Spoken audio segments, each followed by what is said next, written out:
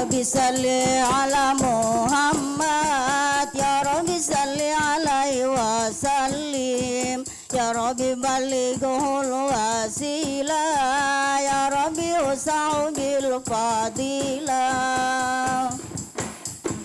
Ya Rabbi salli ala Muhammad, Ya Rabbi salli alaihi wasallim, Ya Rabbi ballighul wasilah, Ya Rabbi usau bil fadilah. Ya Rabbi warda anis sahaba, Ya Rabbi warda anis sulala, Ya Rabbi warda anil masai, Ya Rabbi farham walidina. Ya Rabbi salli ala Muhammad, Ya Rabbi salli alaihi wasallim, Ya Rabbi ballighul wasilah, Ya Rabbi usau bil fadilah. Ya Rabbi warhamna jami'a, Ya Rabbi warham kulla muslim, Ya Rabbi waghfir li kulli mudnim, Ya Rabbi la tahtarajana. Ya Rabbi salli ala Muhammad, Ya Rabbi salli alaihi wasallim, Ya Rabbi ballighul wasilah, Ya Rabbi usau bil fadilah.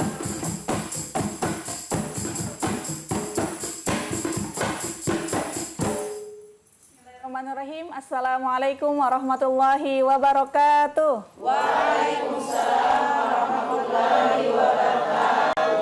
Allah Subhanahu wa taala berfirman dalam Quran surah Al-Jumu'ah ayat 8, A'udzubillahi minasyaitonirrajim. Bismillahirrahmanirrahim.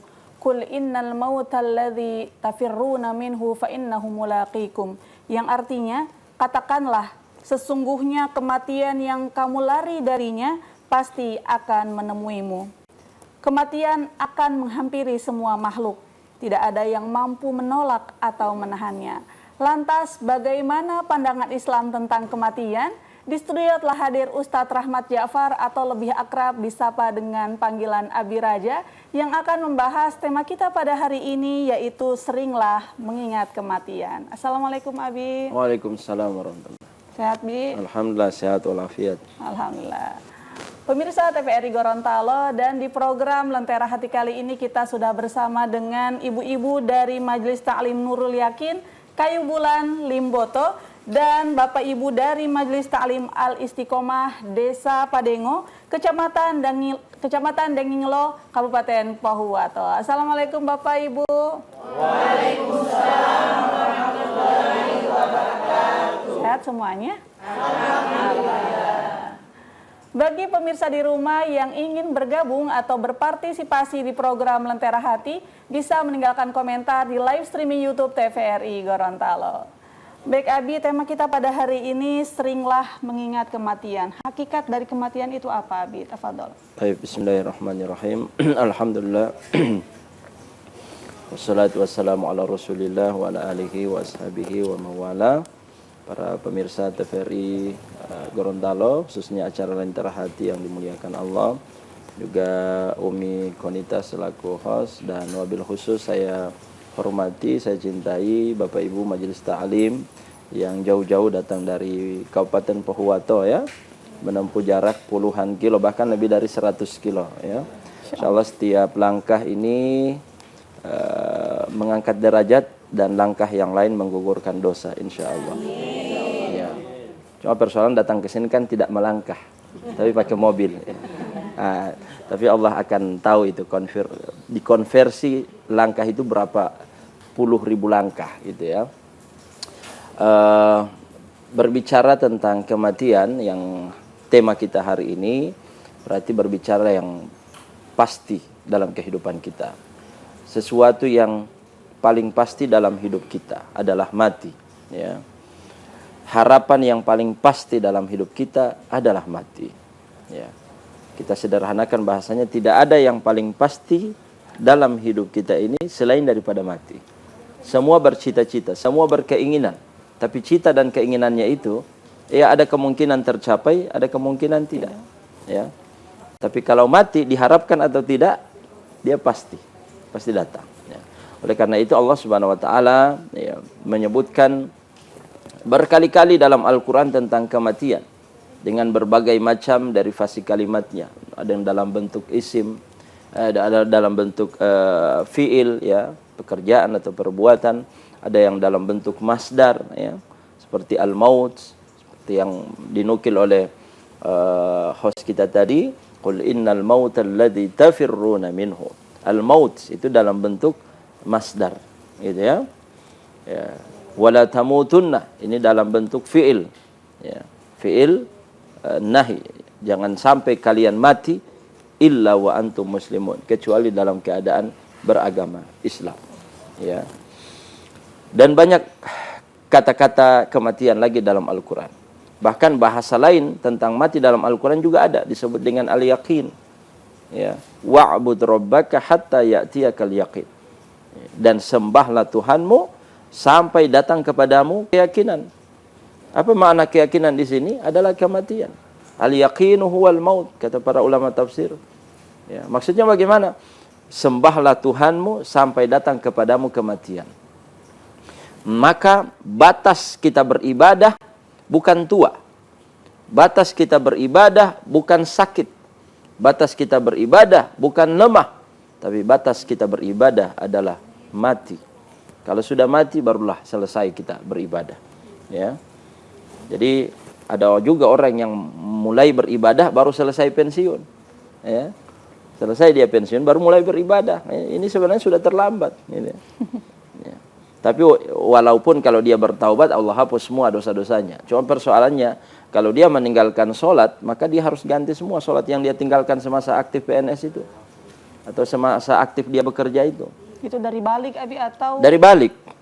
Semenjak dia balik sampai dia pensiun sadar baru sholat, maka semua itu dia harus qadha, dia harus ganti. Begitu juga dengan puasa. Begitu juga dengan orang yang meninggalkan kewajiban zakat. Setelah puluhan tahun dia baru sadar ternyata zakat adalah kewajiban, lalu dia mulai bertaubat, maka semua zakat yang dia tinggalkan bertahun-tahun harus dia qadha, harus dia bayar semuanya. Ya. Nah, kematian ini sesuatu yang menjadi nasihat, ya, dalam kehidupan kita. Bahkan kehidupan Nabi SAW dikontrol oleh nilai kematian. Ya. Beliau mengatakan kafa bil mautu wa isam. Cukup dalam hidup saya ini, ya, kematian itu menjadi penasehat terbaik. Ya, Rasul itu sudah maksum, ya. Maksum, tidak ada yang berstatus maksum di muka bumi ini selain daripada Nabi, ya. Kalau yang punya nama maksum mungkin ada, ya. Ya, tapi kalau yang benar-benar maksum, artinya dijaga oleh Allah dari perbuatan dosa, itu hanya Nabi. Tidak mungkin berbuat dosa, matinya husnul khotimah, di dalam kubur tidak dimakan cacing tanah, karena tanah tidak mungkin menghancurkan jasad para nabi. Nabi sendiri yang mengucapkan innallaha harrama 'alal ardi ajsadal anbiya. Sesungguhnya Allah mengharamkan tanah memakan jasad para nabi. Ya. Tidak mungkin disiksa di dalam kubur, dibangkitkan di hari kiamat dengan penuh syafaat, bahkan bisa memberikan syafaat, membagi-bagikan syafaat. Di dalam surga sudah tersedia satu telaga Al-Kautsar, inna a'tainakal kautsar. Artinya surga Nabi itu sudah pasti, ya, sudah pasti. Allah sudah sebutkan dalam Al-Quran, ya. Ghafarallahu ma taqaddama min dzambika wa ma ta'akhkhar. Allah sudah mengampuni dosa yang berlalu dan yang akan datang, bersih dari dosa, tapi masih menjadikan kematian sebagai nasihat. Nah, kita ini bagaimana? Ya. Hidupnya tidak terjaga, matinya belum tentu husnul khatimah, ya, atau dalam kubur popoh badul malaikati, ya. Ya, di hari kiamat, ya, tidak tahu bagaimana nasibnya, membutuhkan syafaat Nabi, kemudian surganya belum tentu, bahkan berpotensi masuk neraka, tapi cuek dengan kematian. Padahal kehidupan kita ini yang bisa mengontrol baik buruknya itu adalah kematian. Kita mau berbuat baik atau berbuat jahat, itu semuanya termotivasi dari kematian. Kapan kita ingat mati, maka kita akan terbatasi dari perbuatan buruk. Tapi kapan kita melupakan mati, maka kita akan liar, ya, bebas melakukan keburukan. Kenapa? Karena tidak ada nilai yang mengontrol, ya. Jadi kematian. Sehingga para sahabat bertanya kepada Rasul, "Man aqyasun nasi wa ahzamun nas?" Wahai Rasul, manusia yang paling cerdas itu siapa? Rasul menjawab, ya, aqyasun nasi, yang paling cerdas di antara manusia adalah aktsaruhum dzikran lil maut, yang paling banyak mengingat mati di antara mereka. Jadi ukuran kecerdasan menurut Nabi itu bukan ya, siapa yang gelarnya paling tinggi, profesor atau doktor, ya, bukan S1, S lilin, S mambo, bukan, ya. Tapi yang paling banyak ingat mati, walaupun dia tidak punya gelar, tidak punya ijazah, ya. Kemudian wa asyadduhum isti'dadan lil maut, dan yang paling sering mempersiapkan bekal untuk kehidupan setelah mati, itu adalah manusia yang paling cerdas. Karena dia tahu bahwa kehidupan dunia ini sesaat. Gelar itu magister, doktor, profesor sesaat. Jabatan sesaat. Ya. Dia tahu bahwa akhirat itu selama-lamanya, abadi. Walal akhiratu khairul laka minal ula, wal akhiratu khairu wa abqa. Dia tahu itu. Maka dia mengambil sebanyak-banyaknya bekal dari kehidupan dunia ini untuk akhirat. Allah berikan dia anugerah harta, dia pakai harta itu untuk akhirat. Contoh, menolong agama Allah. Ya, dia punya mobil, dia pakai mobil itu untuk pergi jauh, menimba ilmu lewat majelis ta'lim. Dia angkut majelis ta'lim dengan mobilnya. Dia tahu mobil ini sementara di dunia. Begitu dia meninggal, dia tinggalkan mobilnya. Bahkan sebelum dia meninggal, bisa jadi mobilnya sudah tidak ada. Mungkin kena banjir, kemudian mesinnya rusak, harus masuk di bengkel, ya, atau di besi tua. Dia sebelum mati mobilnya sudah tidak ada, atau masuk jurang tidak bisa diangkut lagi, tidak bisa dievakuasi lagi. Dia sebelum mati mobilnya sudah tidak ada, ya. Tapi dia cerdas, dia ambil kesempatan, selagi masih punya mobil, saya pakai mobil itu untuk membantu agama Allah. Begitu yang punya uang, ya, dia bantu agama Allah, dia belikan seragam misalnya. Walaupun saya yakin di sini mungkin ya patungan, ya. Tetap berkumpul, tidak ada DP donatur, ya. Tapi seandainya ada donatur nanti, berarti dia orang cerdas. Karena memanfaatkan anugerah harta yang Allah berikan kepadanya untuk menolong agama Allah. Ya. Beli konsumsi setiap majelis taklim, setiap acara-acara besar, dan lain sebagainya. Apalagi rumah yang Allah anugerahkan kepadanya, dia pakai, dia maksimalkan untuk akhirat. Ya, sesering mungkin majelis taklim di rumah dia, ya, dia sediakan tempat supaya mendapatkan keberkahan, dipakai zikir, dipakai ini dan macam-macam, ya. Ya, itu adalah contoh bagaimana orang cerdas menggunakan harta kekayaannya, ya, anugerah hartanya untuk kepentingan akhirat, ya. Jabatannya, selama dia punya jabatan, selalu dia pakai tanda tangannya itu selama masih berlaku untuk menolong agama Allah, ya. Bagaimana caranya, misalnya dia haramkan, dia keluarkan perda tentang miras, haram jual beli miras. Itu dengan tanda tangan dia sudah memanfaatkan, ya, jabatannya untuk menolong agama Allah, dan itu untuk akhirat. Daripada jabatannya tanda tangan ini itu yang bikin masuk penjara, lebih baik coba tanda tangan perda sepakati dengan DPRD mengharamkan jual beli miras. Bukan minumnya yang diharamkan, jual belinya.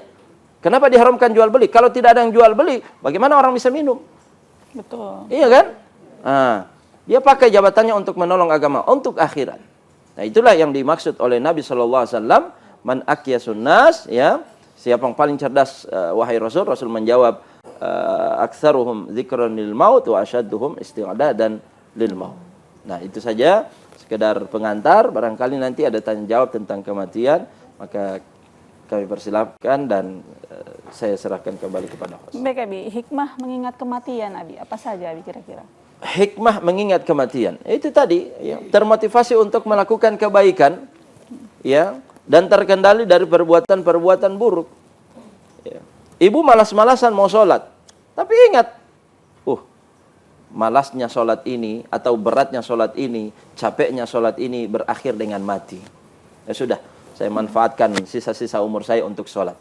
Walaupun susah, walaupun sulit, kondisinya tidak ideal, tetap sholat. Berat sekali untuk sholat, tapi ingat, ya, berapa juta orang yang ingin kembali ke dunia itu hanya untuk sholat. Mumpung saya masih di dunia, saya mau sholat. Makanya Di antara tips agar solat kita khusyuk itu kata Nabi apa? Ya, sholli sholata muwaddi'. Solatlah kamu sebagaimana modelnya orang solat, dan itu solat terakhirnya. Solatlah kalian sebagaimana orang yang terakhir solat. Maksudnya bagaimana? Dia tahu bahwa itu adalah solat terakhirnya. Dia yakin bahwa ini adalah solat terakhirnya. Sehingga dia tidak mau main-main. Sehingga dia tidak mau malas-malasan. Dia khusyuk betul karena dia tahu bahwa itu adalah solat terakhirnya, dan setelah ini tidak ada solat lagi karena dia sudah masuk kubur. Contoh misalnya solatnya Freddy Budiman. Siapa itu Freddy Budiman? Terpidana mati narkoba. Ya, tapi dia, ya begitulah cara Allah di akhir kehidupannya, dia solat 2 rakaat sebelum dieksekusi mati. Dan kita bisa membayangkan bagaimana kualitas khusyuknya solat 2 rakaat dia di akhir sebelum dia meninggal dunia itu. Karena dia tahu setelah itu dia tidak akan solat lagi. Nah, cuma persoalannya kita kan selalu, masih ada waktu. Donggolo uti donggolo. Ya. Akhirnya malas-malas, jangankan mau sholat tidak khusyuk, tidak sholat sekalipun. Ya. Karena menganggap dia membayangkan masih panjang DP umur. Padahal tidak ada jaminan. Ingat, jamaah sekalian, mati itu punya banyak sifat. Di antara sifat mati itu, ya tibaktatan, mati datang dengan tiba-tiba. Saya yang menduga, ya, almarhum, mohon maaf saya menyebut nama, ya, semoga Allah merahmatinya, semoga Allah memasukkan dia ke dalam syuhadaul akhirah, ya. Yang viral kemarin Pak Maskun almarhum, ya, yang meninggal masuk sungai, ya, masuk sungai jam 3 malam di jembatan Monano yang putus, sampai sekarang tidak ditemukan jasadnya. Siapa yang menduga? Jangankan istrinya yang mungkin sempat melarang kalau boleh jangan turun malam, mungkin, ya, kalau boleh berangkat habis subuh saja. Tapi dia berangkat tengah malam, jam 3 masuk sungai yang putus, jembatan putus, masuk sungai, kemudian sampai sekarang tidak ditemukan jasadnya. Siapa yang menduga bahwa dia akan mati di malam itu? Jangankan istri anak-anaknya, dia yang berangkat dari Bolsel ke Gorontalo tidak menduga bahwa itu adalah langkah terakhirnya. Bahwa itu adalah aktivitas terakhirnya. Tidak ada yang menduga. Mati datang tiba-tiba. Saya yakin betul kalau seandainya Allah sudah kasih tahu bahwa dia akan mati di malam itu, dan matinya di dalam sungai, saya yakin walaupun dikasih 10 juta atau 100 juta dia ke Gorontalo, tidak akan mau. Betul. Persoalannya mati datang tiba-tiba dan tanpa kita ketahui. Baik, Abi, kita harus jeda sejenak. Baik. Pemirsa, saat lagi kita akan kembali, jangan kemana-mana, tetap di program Lentera Hati. Alhamdulillah, damai di hati.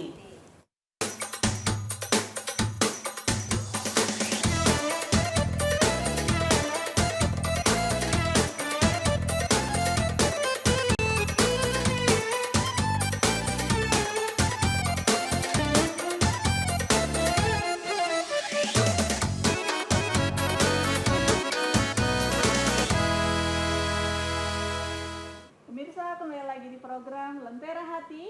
Alhamdulillah, damai di hati. Bagi pemirsa di rumah yang ingin bergabung atau berpartisipasi di program Lentera Hati, bisa meninggalkan komentar di live streaming YouTube TVRI Gorontalo. Baik Bapak Ibu, sekarang kita sudah berada di sesi tanya jawab. Bagi yang ingin bertanya, disilahkan. Assalamualaikum. Langsung saja Ibu. Assalamualaikum warahmatullahi wabarakatuh. Waalaikumsalam warahmatullahi wabarakatuh. Terima kasih Pak Ustadz, Ustazah. Alhamdulillahirrabbilalamin. Kami dari Majelis Taklim Nurul Yakin beri salam. Assalamualaikum warahmatullahi wabarakatuh. Majelis Taklim Nurul Yakin dengan yel-yel 1, 2, 3. Majelis taklim ini juga soleha, Majelis Nurul Yakin itulah namanya. Majelis Taklim Nurul Yakin. Allahu Akbar. Terima kasih. Alhamdulillahirrabbilalamin, kami diberi kesempatan.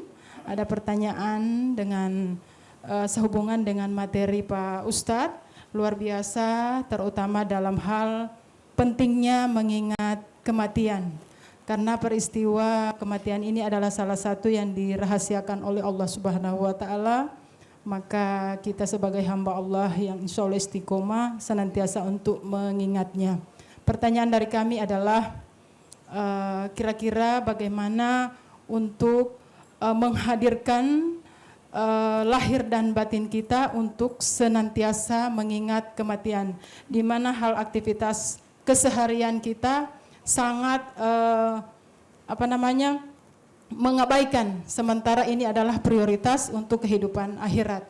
Dan yang kedua adalah peristiwa kematian ini lagi-lagi sangat dirahasiakan, maka mungkin kami minta penjelasan dari Pak Ustadz, kira-kira sebelum datangnya peristiwa kematian itu tentu ada tanda-tandanya Pak Ustadz ya. Jadi kami mohon kiranya penjelasan dari Pak Ustadz. Demikian, Assalamualaikum warahmatullahi wabarakatuh. Waalaikumsalam warahmatullahi wabarakatuh. BKB ada 2 pertanyaan. Yang pertama, tips agar selalu mengingat mati, Abi. Iya, tips agar selalu ingat mati, ya, supaya kemudian kita semangat ingat mati, ya. Maka ketahuilah bahwa salah satu tipsnya kita sadar betul bahwa kehidupan kita di dunia ini hanya sesaat dan butuh motivasi. Motivasi untuk berbuat baik dan motivasi untuk meninggalkan perbuatan jahat, perbuatan buruk. Nah, motivasi itu adalah dzikrul maut. Jadi hubungan antara dzikrul maut dengan motivasi adalah sadar bahwa dunia ini hanya sementara. Dunia sementara, akhirat selamanya. Itu saja. Ya, tidak banyak-banyak. Ya.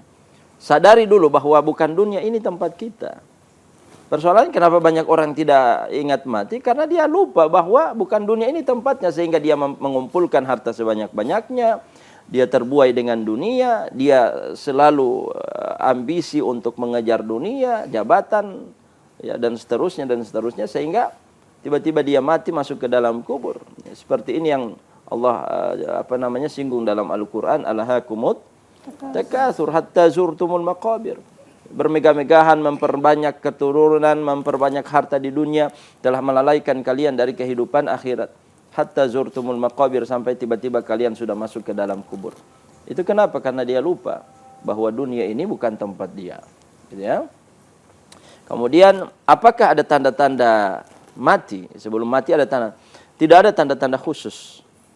Tidak ada tanda-tanda khusus. Tapi kalau umum mungkin, ya. Umumnya seperti apa?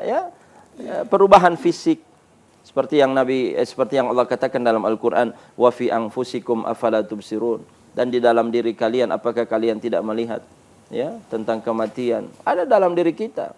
Contohnya apa? Perubahan kulit yang tadinya licin, kencang, mulus, tiba-tiba berkeriput. Ya, itu pengingat kita bahwa sebentar lagi kita tidak akan lama lagi, ya. Mohon maaf yang sudah mulai berkeriput, ya. Dia jam popohe bompoela, ya. Ya, karena itu adalah sunnatullah. Orang kalau sudah mulai berkeriput berarti sudah semakin jauh dari dunia, makin dekat dengan akhirat. Ya, sepandai-pandainya ibu-ibu pakai make up kan tetap ketahuan juga sudah berkeriput. Ya. Dari mana taunya Ustaz? Dari kaki dan tangan. Ya. Kecuali kaki dan tangan semua pakai make up.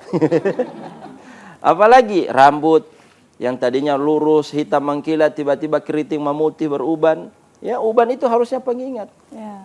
Oleh karena itu Nabi melarang hukum mengecat rambut putih dengan hitam.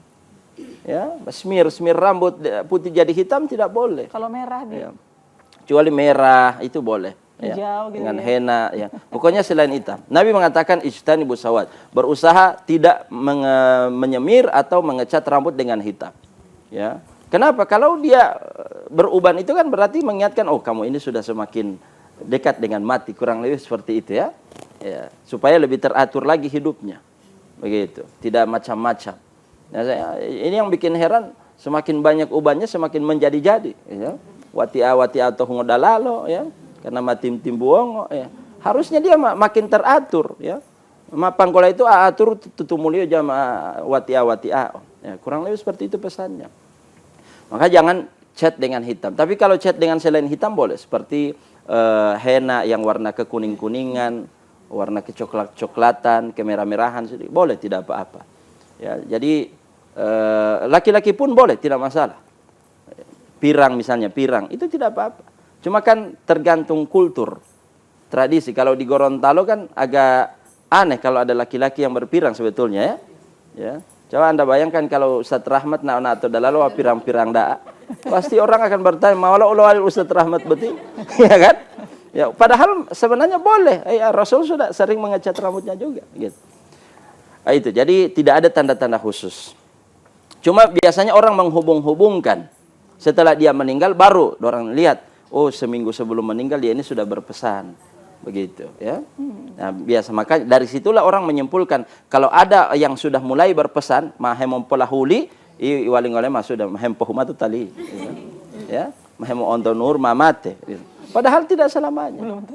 Belum tentu. Dari situlah orang takut berpesan di Gorontalo. Ya. Mau berpergian jauh kemudian pelahuli, jangan lupa begini ya, bikin kasana. Jangan, orang tua memarah, jangan. Atau dari perjalanan misalnya mohon maaf, saya sering mau pulang kampung misalnya, Mak minta tolong kalau ada ini, minta tolong sama kakak sediakan ini, saya pengen ini. Lo langsung dia marah itu. Jangan mau perjalanan begini jangan pesan-pesan. Ya, orang so tahu itu. Kenapa? Karena biasa orang Gorontalo menyimpulkan kalau ada yang berpesan-pesan begitu itu sudah tidak lama lagi. Ya. Kurang lebih seperti itu ya. Jadi tidak ada tanda-tanda khusus. Ya. Masya Allah. Insya Allah bermanfaat Ibu. Selanjutnya masih ada yang bertanya? Assalamualaikum warahmatullahi wabarakatuh. Waalaikumsalam.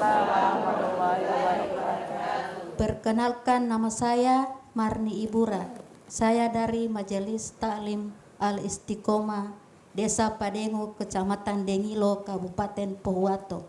Bertanya Pak Ustadz, bagaimana cara menghadapi fitnah kematian Pak Ustadz? Assalamualaikum warahmatullahi wabarakatuh. Waalaikumsalam warahmatullahi wabarakatuh. Langsung Habib. Fitnah mati ya. Biasanya fitnah kubur ya. Ini fitnah mati ya. Ujian kematian. Kalau yang dimaksud dengan ujian kematian adalah kita diuji dengan kematian anggota keluarga, maka bersabar ya. Ya, wala nabluwannakum bisyai' minal khaufi wal ju'i wa naqsim minal amwali wal anfus, dan mati. Mati di sini adalah matinya anggota keluarga kita, bukan matinya diri kita. Kematian itu menjadi ujian bagi orang yang kita tinggalkan, bukan bagi kita yang meninggal. Nah, gitu. Jadi kalau yang dimaksud fitnah mati ini adalah kematian anggota keluarga, berarti hadapi dengan sabar dan sholat. Ista'inu bis sobri was sholat. Dua cara itu harus diambil, tidak boleh dipilih salah satunya. Kebanyakan orang menghadapi musibah, wabil khusus kematian, hanya mampu bersabar tapi tidak sholat. Ya, mamti sabari watiyah. Entabiyah, nanti. Ya. Tidak, sabar dan sholat. Kenapa? Karena Allah menggunakan kata penghubung itu dan, bukan atau. Kecuali kalau Allah menggunakan kata penghubung atau. Ista'inu bis sobri awis sholah. Minta tolonglah kepada Allah dengan cara sabar atau sholat. Berarti mualim milih. Ustaz watiabuti taulio jauh sabari jadi bom tabia saja. Watiabuti taulio jahem tabia jadi bom tisabari saja. Jamuali. Dua-duanya harus diambil, sabar dan sholat. Supaya musibah itu berlalu dengan ringan dan berpahala. Gitu. Kemarin kita diuji dengan banjir, dengan longsor. Banjir, banyak orang yang rusak barangnya, banyak rumahnya dan sebagainya. Harusnya dalam kondisi banjir begitu kita tetap sholat. Allah memberikan musibah seperti itu ujian.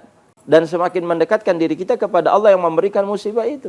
Ini ada yang bisik, Ustadz sedangkan jauh banjir jahem tabi, apalagi banjir odi. Malebe mau alasan jam tabi. Ya, harusnya sholat dalam kondisi apapun. Nah, itu yang sabar dan sholat. Itu ya. Baik. Insya Allah bermanfaat Ibu. Selanjutnya silakan Ibu. Baik, terima kasih. Perkenalkan nama saya Ibu Astin Ismail, Majelis Taklim dari Nurul Yakin Kaibulan, Kecamatan Limboto. Begini Ustadz, sebagaimana tadi dikatakan Ustadz bahwa sholat yang sudah kita tinggalkan, yang sudah berlalu itu harus pasti kita qada atau kita gantikan. Kira-kira bagaimana caranya Ustadz apabila sholat-sholat yang telah berlalu mungkin sudah banyak sekali, jadi bagaimana caranya untuk kita menggantikan sholat yang sudah berlalu? Iya. Terima kasih. Wassalamualaikum warahmatullahi wabarakatuh. Waalaikumsalam warahmatullahi wabarakatuh. Iya. Mengqadha salat tadi. Aslinya kalau mengqadha salat itu sesegera mungkin ya. Nabi mengatakan man nama 'anis sholati aw nasiyaha falyusalliha hina dzakaraha. Sebab qadha itu biasanya hanya dua, tertidur atau lupa. Ya. Siapa yang tertidur dari sholat atau lupa mengerjakan sholat karena saking sibuknya misalnya, maka hendaklah dia langsung sholat kapan dia ingat. Hendaklah dia langsung sholat kapan dia bangun. Jadi tidak menunda-nunda lagi, bangun ini sudah lewat subuh jam 6, jam 7, maka langsung mandi atau langsung wudhu kemudian sholat. Tidak menunggu subuh berikutnya, tidak. Ya, banyak orang kalau sudah kelewat subuh, menunggu subuh di hari berikutnya, tidak. Saat itu juga, meskipun dia taruhlah misalnya bangun jam 11, ya saking ininya dia bangun jam 11, maka jam 11 itu juga dia segera langsung sholat subuh. Taib. Adapun yang sengaja dia tinggalkan, wajib dia qadha, walaupun puluhan tahun. Bagaimana caranya? Semenjak dia berazam, bertekad untuk mulai mengqadha, membayar apa yang sudah dia tinggalkan dengan sengaja itu, maka tidak ada lagi kesempatan untuk sholat sunnah untuk dia. Semua waktu sunnah, qabliyah, ba'diyah, duha, tahajud dia pakai untuk melunasi utang alias qadha.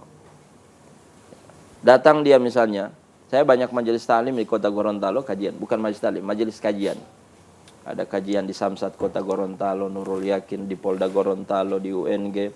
Yang menarik bagi saya, anggota majelisnya itu, berapa orang yang mulai mengqadha sholat yang dia tinggalkan sewaktu dia aktif, waktu pegawai.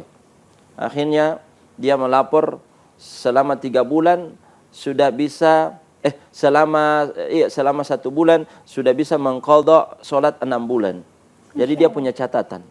Bagaimana caranya? Jam 11 siang sebelum zuhur dia pergi ke masjid. Jam 11 dia sudah pergi ke masjid. Dari jam 11 menunggu azan zuhur dia qadha terus. Zuhur, khusus zuhur. 4 rakaat terus sampai azan. Dapat berapa zuhur itu? Dari jam 11 sampai jam 12. Ya. Kemudian setelah zuhur dia qadha lagi berapa zuhur. Jadi sudah tercatat satu hari dapat berapa hari zuhur. Kemudian waktu asar dia berangkat misalnya jam 2:30. Ya. Lalu dia qadha. Setelah asar dia qadha. Karena mengqadha setelah sholat asar tidak apa-apa, tidak dilarang. Ya. Begitu juga maghrib, jadi tercatat rapi, dia catat. Jangan mengqadha terus tidak ada catatan. Nanti lupa lagi. Seberapa hari punya? Akhirnya mulai lagi dari awal. Ya. Jadi harus ada catatan kalau mengqadha. Begitu ya. Jadi tidak usah lagi ada qabliyah ba'diyah. Ibu habiskan waktu untuk qadha. Sholli fardhu zuhri 4 rakaatin mustaqbilal qiblah. Qadhaan untuk kapan? Qadhaan yang 20 tahun lalu. Ya, tidak sholat itu. Jadi begitu. Ternyata baru 2 tahun setelah mengqadha meninggal dunia dan masih ada tergantung puluhan tahun utang sholat, maka itu Allah hapuskan. Masya Allah. Ya, karena tidak sesuai dengan ya, dengan kemampuan.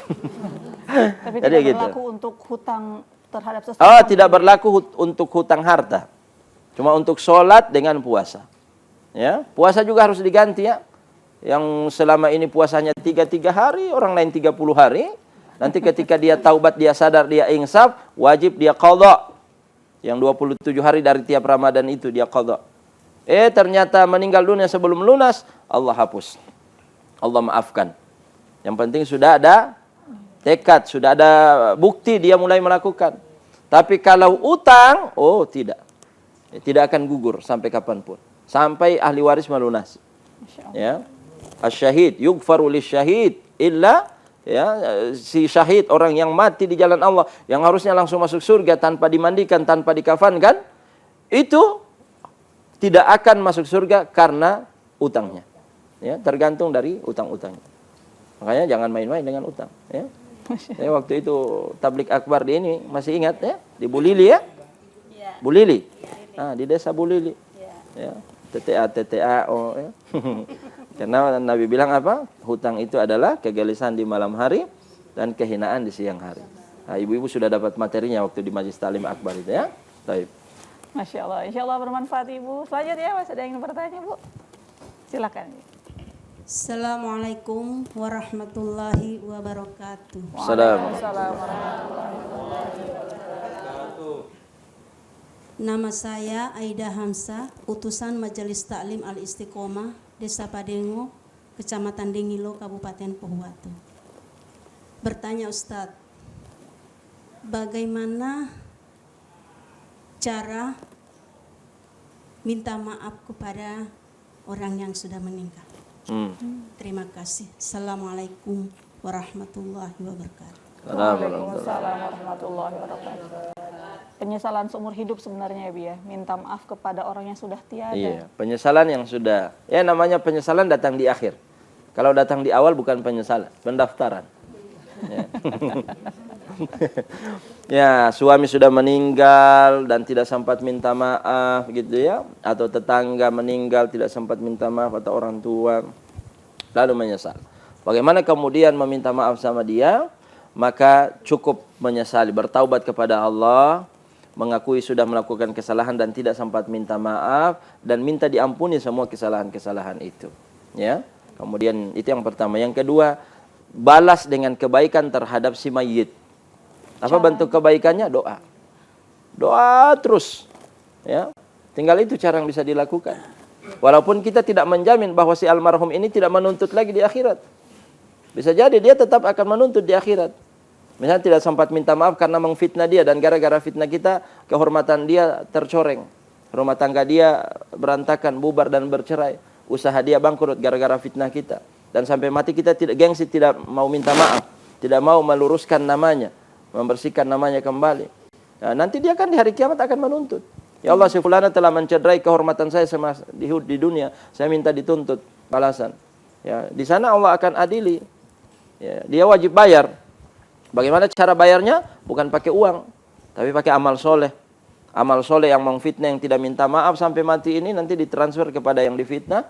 Sampai selesai habis amal solehnya, sementara perkara belum selesai, maka dosa-dosa yang dia fitnah ditransfer kepada yang mengfitnah.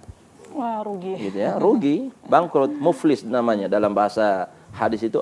Tadruna manil muflis. Tahukah kalian siapa yang bangkrut? Ya, yang datang di hari kiamat dengan puasa, sholat, zakat, sedekah, kebaikan ini itu, tapi ternyata pernah melakukan kesalahan, pernah mencederai, pernah memukul, pernah mengfitnah, pernah adu domba dan sebagainya, tapi tidak minta maaf, sehingga dia harus bayar di akhirat. Nah, itu caranya Ibu ya. Apa namanya tadi?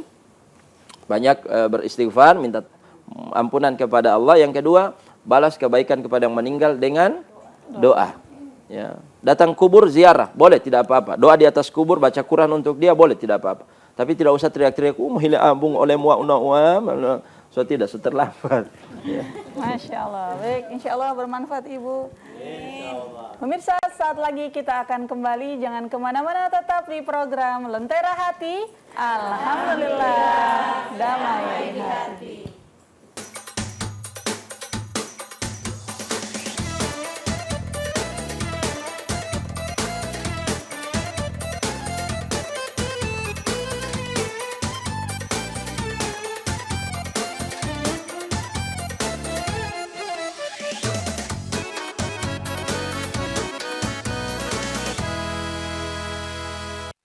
Kembali lagi di program Lentera Hati. Alhamdulillah, damai. Baik Bapak Ibu, kita masih di sesi tanya jawab. Masih ada yang ingin bertanya? Silakan Ibu. Ya, terima kasih. Assalamualaikum warahmatullahi wabarakatuh. Waalaikumsalam. Nama saya Karsum Tumayahu dari Majelis Taklim Nurul Yakin, Kelurahan Kaibulan, Kecamatan Limboto, Kabupaten Gorontalo. Izin Ustadz, pertanyaan saya, apabila kita menemui orang yang sedang, mohon maaf Ustadz, apa yang harus kita lakukan ketika kita menemui orang yang sedang sakaratul maut? Begitu saja Ustadz. Terima kasih. Wassalamualaikum warahmatullahi wabarakatuh. Waalaikumsalam warahmatullahi wabarakatuh. Sakaratul maut. Iya, apa yang harus kita lakukan ketika kita melihat ada orang yang sedang sakaratul maut? Ya, jangan cuma balaif akan, jangan. Ya, talqin dia, ambil pahala dari mentalqin dia. Ya, itu bukan cuma manfaat untuk si mayit, tapi juga untuk kita yang mentalqin. Kata Nabi, laqinu mautakum la ilaha illallah. Talqinlah orang yang sedang sakarat di antara kalian dengan kalimat la ilaha illallah. Itu terus ulangi. Bisik di telinga kanan dia, la ilaha illallah. Sampai dia bisa berucap. Kalau dia sudah berucap, maka cukup. Tidak usah diulang-ulang. Ya, cukup sekali saja. Karena kita berjuang untuk membantu dia masuk ke dalam surga dengan kalimat itu. Nabi mengatakan, man kana akhiru kalamihi la ilaha illallah, dakhalal jannah. Siapa yang akhir ucapannya adalah la ilaha illallah, dijamin dia pasti masuk surga. Itu janji Nabi itu, makanya kita semangat. Itu janji Nabi, bukan janji pilkada. Ya, kalau janji pilkada, untung-untungan dari 10 janji, 2 terpenuhi. Kasih bayar jalan lah dia sampai pulito periode dia bawa audit hi ali-ali adalah. Jadi karena itu janji Nabi wajib ya kita yakini dan itu kita semangati dia dengan ayo masuk surga la ilaha illallah. Tapi bukan berarti kalau sudah berhasil som tutup DP mulut. Papa diam saja tidak usah ucap apa-apa ya. Som masuk surga papa. Bama matelo itu dia ya. Jadi maksudnya sudah tidak usah talqin lagi, tidak ada yang makan di samping dia, tidak ada yang minum, tidak ada yang main. Soalnya kalau dia melihat ada orang makan lagi lalu dia bilang saya minta makan, nanti talqin ulang. Karena kalimat la ilaha illallah tadi sudah tertutup dengan kalimat minta makan. Kan Nabi bilang akhiru kalamihi, yang terakhir dia ucapkan. Gitu. Jadi walaupun dia meninggalnya besok atau besok lusanya, yang penting kita yakin yang terakhir dia ucapkan adalah la ilaha illallah tadi. Gitu. Tapi ada juga yang putus asa, dia bilang Ustaz, so ampaharin jangan talqin belum mati-mati ya. Dia boso capek Allah orang ini. Tidak, itu adalah pahala bagi Anda. Tidak ada kesia-siaan tiap kalimat bagi yang mentalqin. Makanya karena surga itu mahal, maka prosesnya juga harus berat. Ya, dari yang mentalqin butuh kesabaran. Mau tidak orang tua kalian masuk surga? Maka sabari mentalqin. Ya, itu ya. Dan tidak harus keluarga ya. Siapapun yang sedang sakarat Anda talqin sebagai bentuk kasih sayang. Karena tidak dibatasi hanya keluarga saja. Ya, karena ada keluarga yang cuek. Ya, keluarga tinggal bos sibuk lo, wal tinggal dia. DP orang tua yang memperjuangkan mereka jadi orang besar. Ya, boleh potong-tongan ngoli mah hemat ya. Ya, kita yang tergerak hatinya untuk talqin la ilaha illallah. Baik, itu saja. Insyaallah bisa dipahami Bu ya. Selanjutnya masih ada yang bertanya, silakan Ibu. Assalamualaikum warahmatullahi wabarakatuh. Waalaikumsalam. Nama saya Sulastri Samaran. Saya dari Majelis Ta'lim Al-Istiqomah, Desa Padengo, Kecamatan Paguat, Kabupaten Pohuwato, Kecamatan Dengilo, Kabupaten Pohuwato. Bertanya Pak Ustadz, berapa lama sakaratul maut? Berapa lama proses sakaratul maut Pak Ustadz? Assalamualaikum warahmatullahi wabarakatuh. Waalaikumsalam. Berapa lama proses sakaratul maut? Beda-beda. Tidak sama. Ya, tidak sama.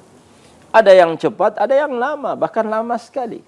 Bainal hayati wal maut. Tidak tahu dia ini sudah mati atau masih hidup. Ya. Ada yang lama, ada yang cepat, tidak sampai 5 menit. Ada yang hanya 1 menit, ada yang lebih dari yang kurang dari itu. Ya. Ada orang yang sakaratul mautnya tidak sampai 1 menit, lagi menyanyi, tiba-tiba mati.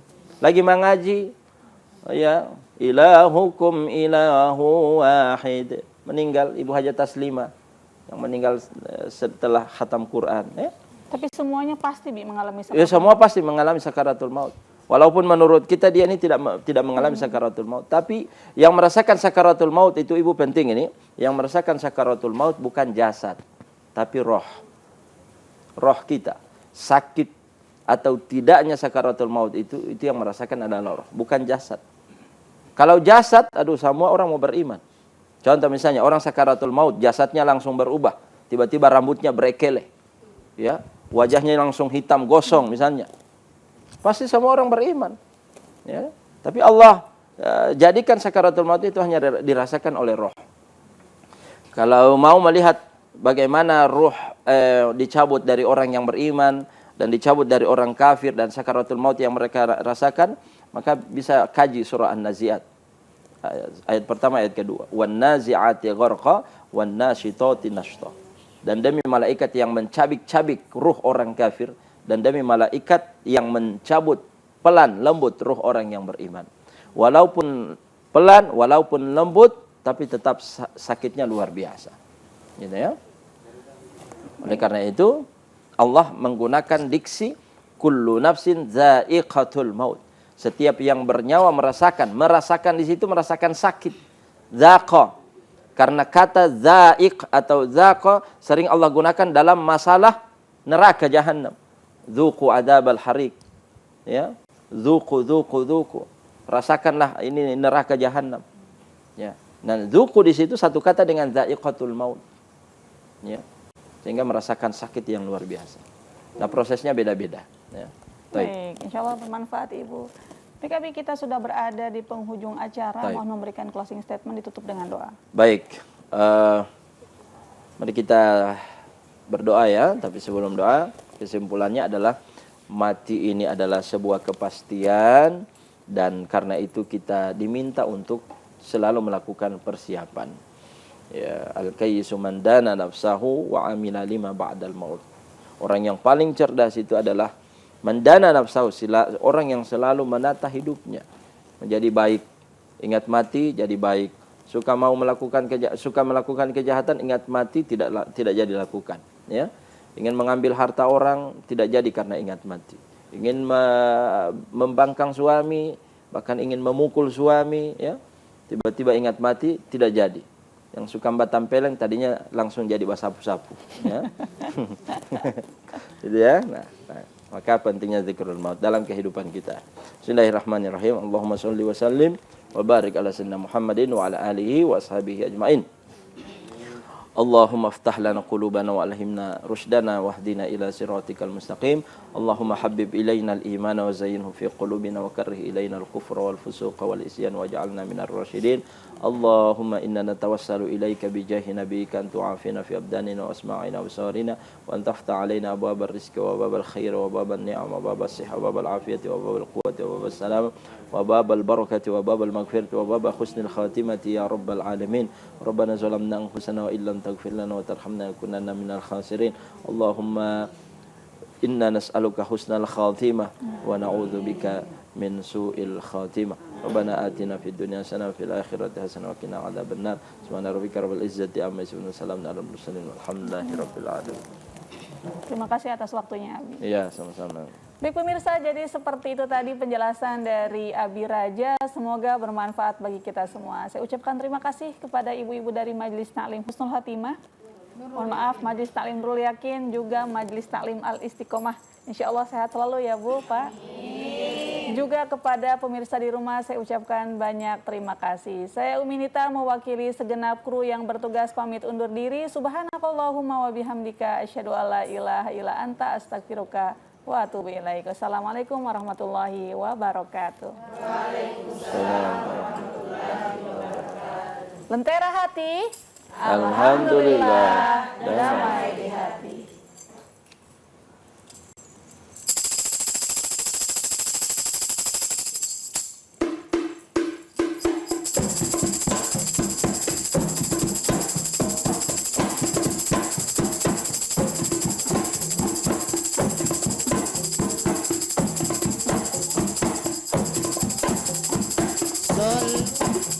Sallu